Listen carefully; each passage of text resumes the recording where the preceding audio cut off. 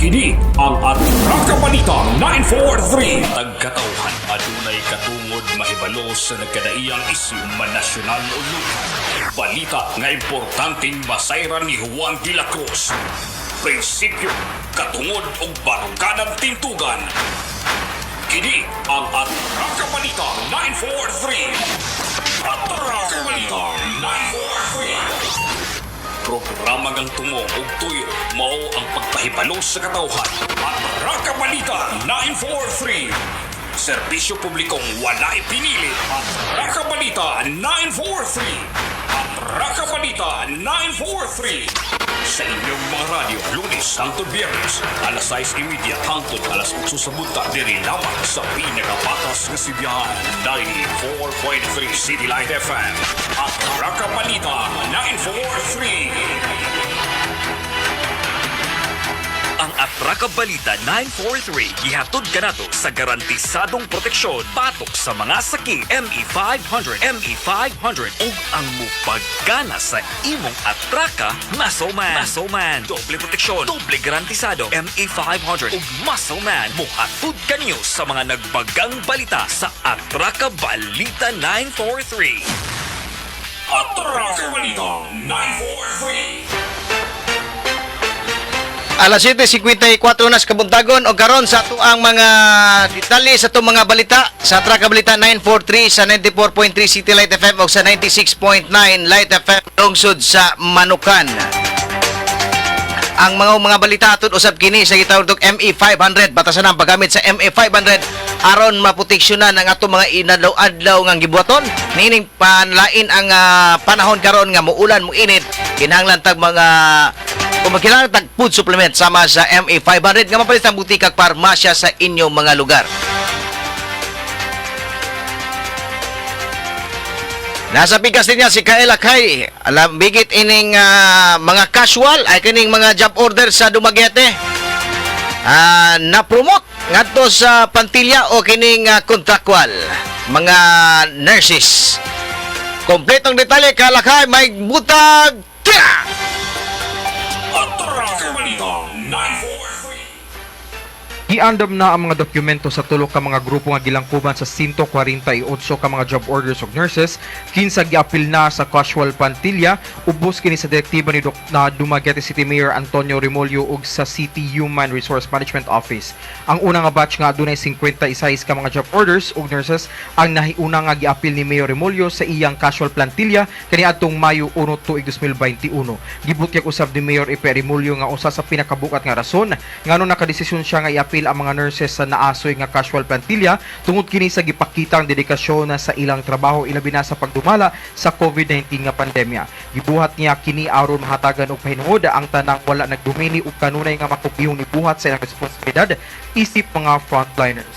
Samtang ang second batch sa mga 50 ka mga job orders og nurses ang magasugod kini sila isip mga contractual workers karong umalabot Hulyo 1, 2021.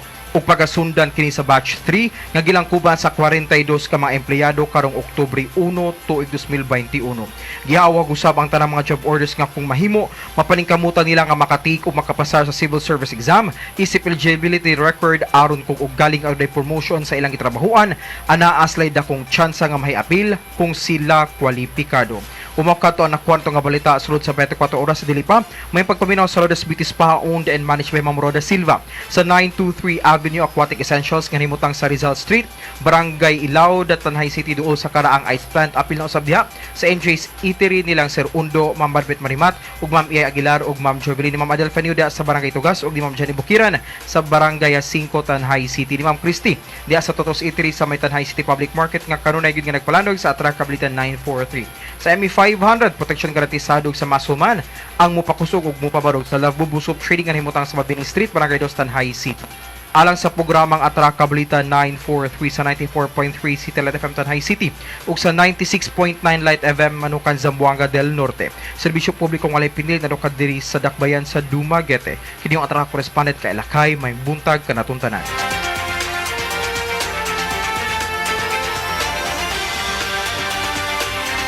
Atraka Balita 943. Laing nga lokal nga balita.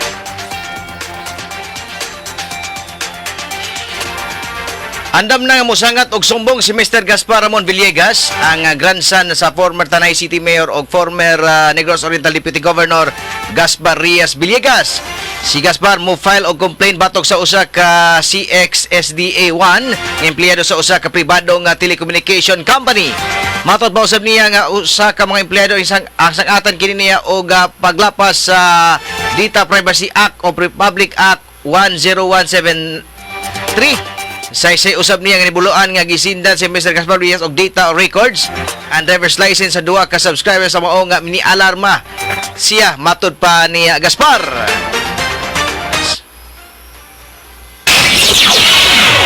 Maayong buntag sa Ron ug maayong buntag sa ato mga suking tigpaminaw. Nahimugso kita nga mo file ani nga complaint kay tungod dili magud kini maayo. Imagine na ragod kamo nga mga subscriber no ani nga fiber unya natural lang apply mo og fiber mohatag man mo ID mohatag mo og records unya kuyaw man kay kana personal maguna personal na siya di na dapat basta-basta ipasag lain unya kay karon kini kay napasa man sa laing tawo unya kompleto man tag ebidensya so mao nang dili kana maayo duha ka tawo ang nabiktima ani unya kini mga tawhanan ni dili ni basta-basta nga mga tawo. So mauna nga angayan lang yun nga imbestigahan ni og kanang empleyado sa telco angayan nga imbestigahan og kinahanglang mataktak siya angayan taktakon og filean og kaso. Mr. Gaspar Ramon Villegas, eksklusibong nanabi sa Trakabalita 943. Mitaas ang kaso COVID-19 sa Lawigan sa Negros Oriental kagabong adlaw Mayo 18 tuig 2021. Diin adunay 28 ang natala sa bagong kaso COVID-19 samtang adunay 46 ang naka-recover sa mao nga sakit apan adunay 3 ang namatay sa mao nga virus. Sa report ni Provincial Interagency Task Force Ground Commander Dr. Lilan Bustamante Istasyon, kagahapong adlaw nadugan ang aktibong kaso sa COVID-19. O 98 samtang kupintada na kini og 615 ang aktibo na nga kaso sa COVID-19 samtang 46 ang naka-recover sa maong sakit ug mukabat na kini og 2,246 og adunay 3 ang nakala sa COVID-19 mukabat na og 86 ang namatay sa COVID-19 sukad ganiadtong pagsugod sa pandemya. Adunay 3,137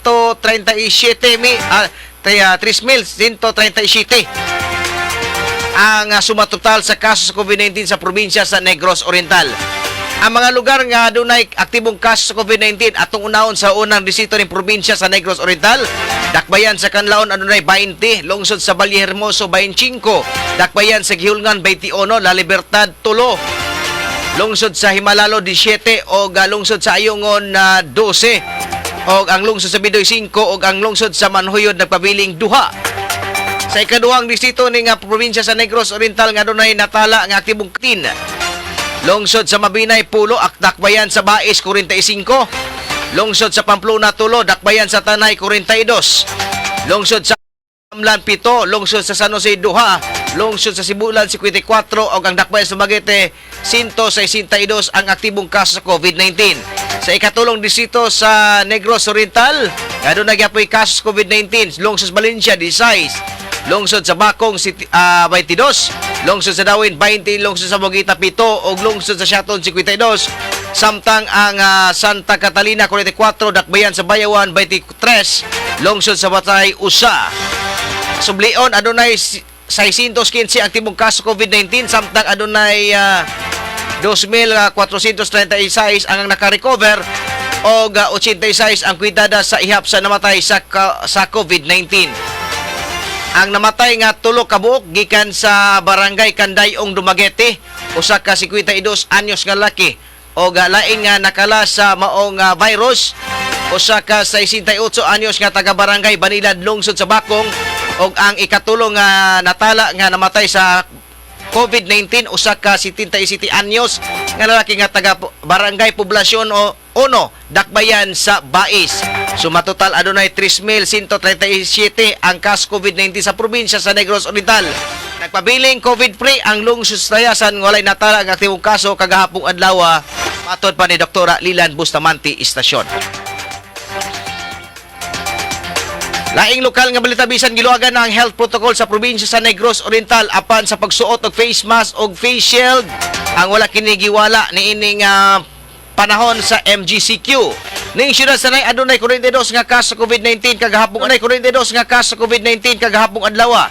Si Tanhay City Councilor Regalado Tikboy Salma miawhag nga kanunayon nga magsuot o pagsunod sa minimum health standard sama sa pagsuot og face mask og face shield.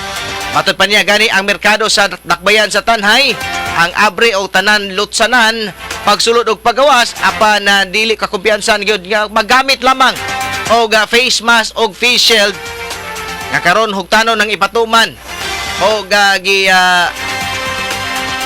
direct ni sa mga kapulisan ni Presidente Rodrigo Roa Duterte nga sikupon o pamultahon ang mga nakalapas sa wala pagsulod og face mask. Ani ang pamahayag ni Konsyal Tikboy Salma. Karon bisag giluagan na ta pero di yun nato wadon kanang labing kuan gyud nga magpismas ra jud ta sige. Dili yun nato wadon ang atong pismas kay ato maglikay ra jud ta bisag giluagan na ta ato protection gyapon ni sa atong kaugalingon nga dili ta matakdan. Ang atong giluagan naman ta atong tianggi sulod gawas naman ta pero ang atong buhaton di yun wadon nato kana atong pismas magsige ra jud ta gamit.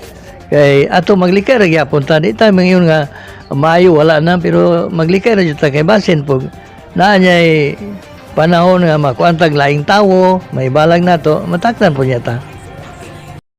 Si Tanhay City Councilor Tikboy Salma.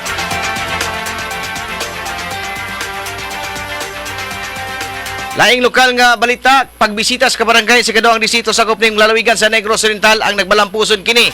Matod pa ni si District Representative Congressman Manuel Chiquiting Segarbaria. Matod pa ni Congressman Segarbaria nga non-stop ang iyang barangay visitation sakop sa iyahang distrito gani sa niaging semana nagbalampuson ang iyang pagbisita sa 7 ka mga barangay. Dugag man ni Congressman Segarbaria nga target nga at least unom ngadto sa 7 ka barangay kada semana hangtod nga mahuman niya ang pagbisita sa kabarangayan sakop sa segundo distrito ning lalawigan nalagyapon ang serbisyo nga haom sa katawhan. Sa isay usab niya nga adunay 80 na lang ka mga barangay ang wala niya mabisita sa 174 ka barangay. Manghinaot siya nga karong bulan sa Agosto makumpleto na ang iyang pagbisita. Ani ang pamayag ni si District Congressman Manuel Chiquiting Segarbaria. Sa akong second round sa visitation ako sa tanan 174 barangays in my district. So gamay na may kulang the second non-stop, no? Last week we visited at least mga 7 barangays. So very successful. So okay na. We will continue doing it. So the target is to meet at least minimum of 5 to 6 barangays a week. Up to we finish all the barangays in the second district. Kaya sa ako record, 80 barangays na lang nakulan ako sa 174. Hopefully by end of August, ma-fully completed na ni sa akong second round sa visitation ako sa tanan 174 barangays in my district. So gamay na may kulang on the second round, and after that, by October, filing naman na. So in other words, our barangay visitation will be different from what we're doing now. We will just continue, but it's going to approach be different this time after we file our certificate of candidacy. Kini ang ating Rakabalita 943. Sa ato ang police report, ipaygayon og information dissemination sa tanang personalized kapulisan sa Lungsod Banoyod kagahapong adlaw Mayo 18, 2021 sa pagpangulo ni Pulis Major Antonio Habar, Hipis Kapulisan sa Lungsod Banoyod. Mga alas 8 sa tagna sa buntag gahapong adlaw gihisgutan ang memo gikan ni Mr. Victor Emanuel Kaindik, ang Regional Director sa LTO Regional Office. Matod pa nga ang mga personalized kapulisan sa Lungsod Banoyod ang pigayon kinig pagpahimangno sa mga motorista katong mga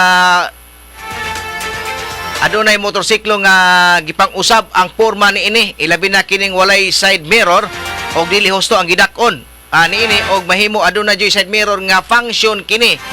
Lakip na usab ipabuyag katong mga muffler o kining gitawag og improvise sa muffler nga kinsa banha. labi na sa panahon sa kagabion. Mintras gipabot pa ang regional guidelines para sa balaod nini tanang pulisan sa Luwigan sa Negros Oriental.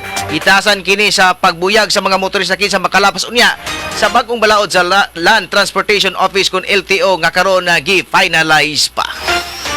Ang matag katawhan adunay katungod mahibalo sa nagkadaiyang isyu manasyonal o lokal. Balita nga importanteng masayran ni Juan de la Cruz. Prinsipyo, katungod o baruganan tintugan. Kini ang Atraka Balita 943. Atraka Balita 943. Programa ngang tumong ug tuyo mao ang pagpahibalo sa katawhan. Atraka Balita 943. Serbisyo publikong wala ipinili. Atraka Balita 943. Atraka Balita 943. Sa inyong mga radyo, Lunes hangtod Biyernes, alas 6:30 hangtod alas 8 sa bunta diri lamang sa pinakapatas nga sibiyahan 94.3 City Light FM at Raka Balita 943. This portion is brought to you by